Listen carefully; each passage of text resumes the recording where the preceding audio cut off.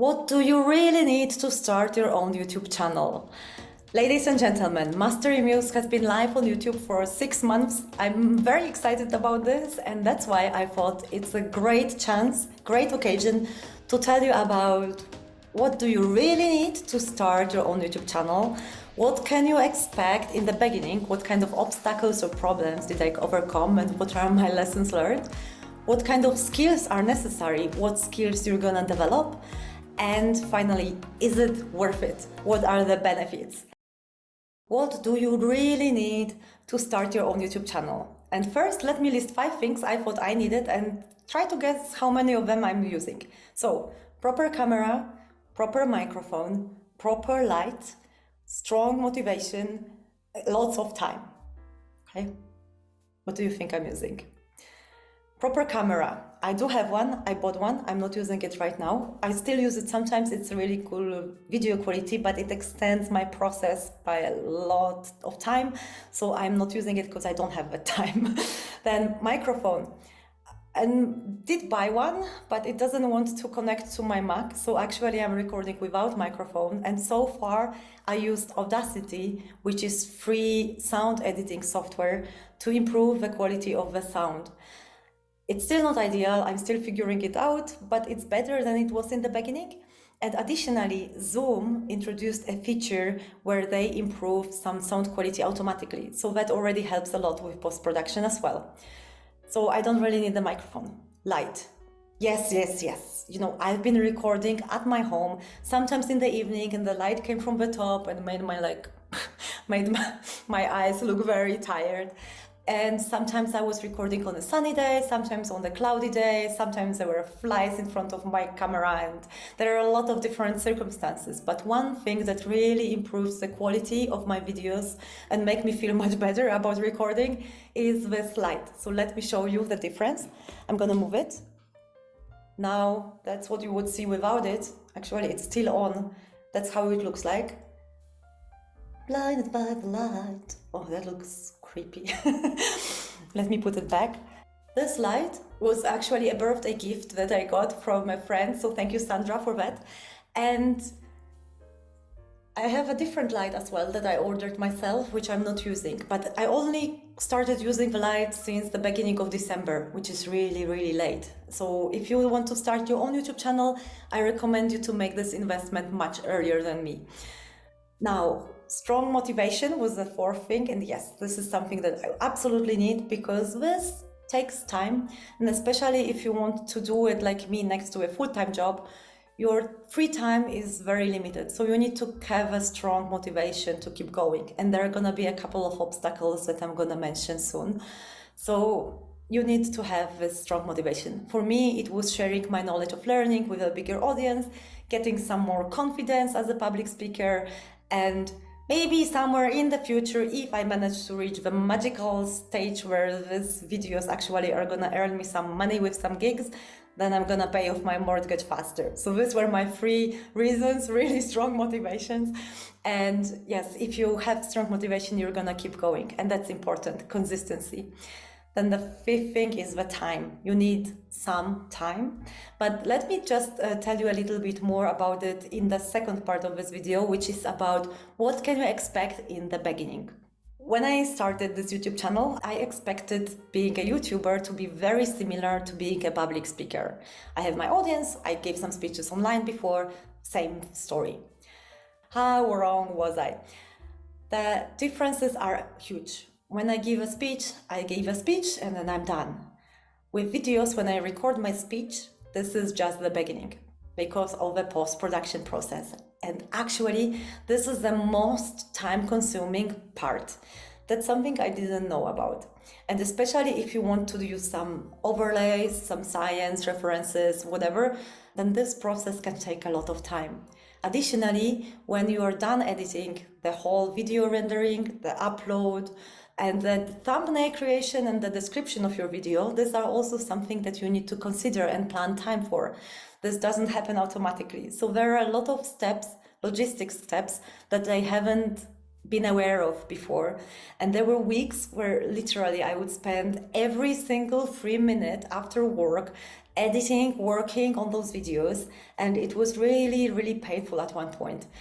Painful in a way, not like physically painful, but mentally I was tired. But because I made a strong commitment to myself that I want to share this and I want to have one video every week, and I was not prepared for amount of hours that it's gonna take to produce a single video, I was really tired. Well, one thing that came out of this is my video about perfectionism, because I thought this must be a reason why I'm now in this state instead of just taking it slower, like really pushing myself. So what can you expect in the beginning? If I can sum it up, the post-production takes a lot of time, and you need to have really strong motivation and strong agreements with yourself, like maximum 10 hours. Since I started making this mental block for myself, like my next video needs to take 4 hours to produce. They still take longer, but at least it's not like, oh, today I have a free evening because I don't have anything else to do, so I'm gonna be working on my YouTube channel. No, this doesn't happen anymore. So I'm much more sustainable, if you like, with this channel. That's something I want you to also consider for your own channel. And the second part, what can you expect, is about numbers. Of course, when you start, you don't have any good idea on what's realistic. And when I mention numbers, I mean numbers of likes, numbers of subscribers, numbers of views, etc. Two numbers that are important to you as a YouTuber, and there are a lot. Subscribers and comments and likes, they are super important and very, very helpful, because that helps channels grow and the algorithm to realize that the content produced is actually valuable. So this is really great, helpful, and I'm grateful for every one of those. However, the two most important numbers are click-through rate. So this is the percentage of people who click on your thumbnail when they see it, and the amount of video watched, like how much of your video has been watched. That's how YouTube recognizes if you set the right expectations with your thumbnail, if your video is interesting for the audience. And that's where you have control as YouTuber. You don't have a control over the whole big world of YouTube and internet and millions of creators, but you do have control over the quality of your content. So that's where your focus should be. So one of the bigger lessons is to refocus. Whenever you start analyzing numbers too deeply and being really attached to them, like, oh my God, I didn't get any subscriber in a week, I'm gonna cry. Instead of panicking about them, refocus this energy to your next video, next idea, next content. And that brings me to the next tip that I got. Before I started, I watched some tutorials on how to start, and one person shared this idea that we should have a list of topics that you want to make your videos about, maybe a list of 30 to 40 topics. That's something I tried to do, and that was really, really helpful for me, because it helped me clarify what I really want to do with my channel, what kind of knowledge I want to transmit. And this is why I want to invite you to also try to write down these topics, like some questions that people might want answered through your content. Right, this is what you can expect in the beginning, and some lessons learned from me. Now let me get to the third part of this video, which is, what skills do you really need? What skills will you develop? If you plan to have a channel that's similar to mine, like you're an expert and you want to share something, your knowledge, sometimes using some overlays or over footage, then you need to have the following skills. First of all, you're a host, you're a presenter, you're the speaker, of course, like I am now. Secondly, you're a copywriter. You need to have your own script. You have to have a message, the video title. Then you are a video designer. You are a video recorder, as well video producer. So you need to set your studio up. You need to ensure the quality of video and the sound. You need to do the editing afterwards, unless you want to delegate some of those stuff. But if you do everything on your own, like I do, then you need to edit these things. And then you need to be a little bit of a graphic designer as well, especially because of thumbnails. I can really recommend you Canva if you are new to things, because there are a lot of templates that you can easily adapt and they're not that bad. And finally, you need to be a little bit of a business person. Running a YouTube channel is a little bit like running your own TV station, if you like. If your goal is to really grow here, you need to be very consistent and really need to plan ahead your topics, look at your audience, get to know them, think about what they might need, and then you produce all this content. So you need to plan ahead as well. I know that some people started the YouTube channels and they don't really use them that much. Some of them are just like a side gig next to the main line of business. So that's not then needed to be very consistent on YouTube. But if you really want to take it a bit further, then you need to think about it as a TV station. Being a YouTuber is quite a lonely journey.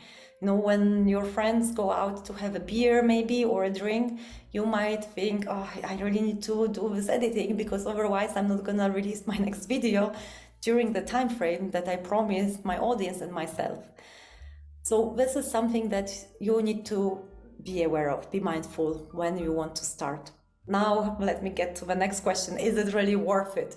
If it's so much hassle, so many skills, so many things to consider, takes so much time, is it really worth it? And I'm gonna say yes, and I'm gonna tell you why. For me, when I started, I had a feeling that if I can just help one person with my content to get into a better place in life, I'm good. And in the meantime, I have 125 subscribers, which is amazing because I only do like one video per week. And I'm really grateful for your support, ladies and gentlemen. Then one of the videos, it's about DILT models. A coach watched this video and she reached out to me on LinkedIn. We discussed the content and we are connected. We had a really nice coffee. But also I got a message from a friend of mine pretty recently who watched this video on perfectionism lately, and she said that it really helped her understand some of her own mechanisms and battle her own perfectionism. And it's so amazing to me to hear this from people that I really admire and think they are great and have all this stuff figured out, and then they reach out about these things and we can somehow lift each other up a little bit and exchange and connect on those topics. So that's been really rewarding, and the benefit of all the skills that you're developing in the process. For me, actually, because I'm also a learning designer, the video editing part is quite important. My last job was more about scripting, so that's the skill that I really leverage for this channel. And my current one is gonna be again a lot of designing as well. Once you have your own YouTube channel, you have a tangible proof of your own initiative, of what you can do, of who you are as a person, and you can use it as well for your portfolio, for your pitches, for whatever you want, or just to, inspire, educate others, whatever your motivation is to actually consider having your own YouTube channel. Right, I think that's all for today. I feel like it was a lot, but I really tried to summarize everything that I've been through in the past 6 months, just so you can be prepared when you're starting your own channel. If there is anything I can help you with, let me know in the comments, and I will be very happy to either give you some tips, more tips, or some suggestions for software, or I can produce new videos based on whatever you need, and I can also help you kickstart your channel or evaluate it. The first steps for me were what is the name and what is my vision. These were like the biggest pieces of information I needed, and of course the list of 20 to 40 topics. This is what I needed to get it started from there, and the rest is just work in progress and a huge learning curve, which I also wish you to have, so you can master each and every one of those skills and fulfill your desire of having your own YouTube channel. Thanks for watching. I'll see you next Friday. I promised you a happy dance if I reach 100 subscribers. I still owe you that. We are like a bunch of 125 right now. Thank you very much. So let me entertain you with this happy dance.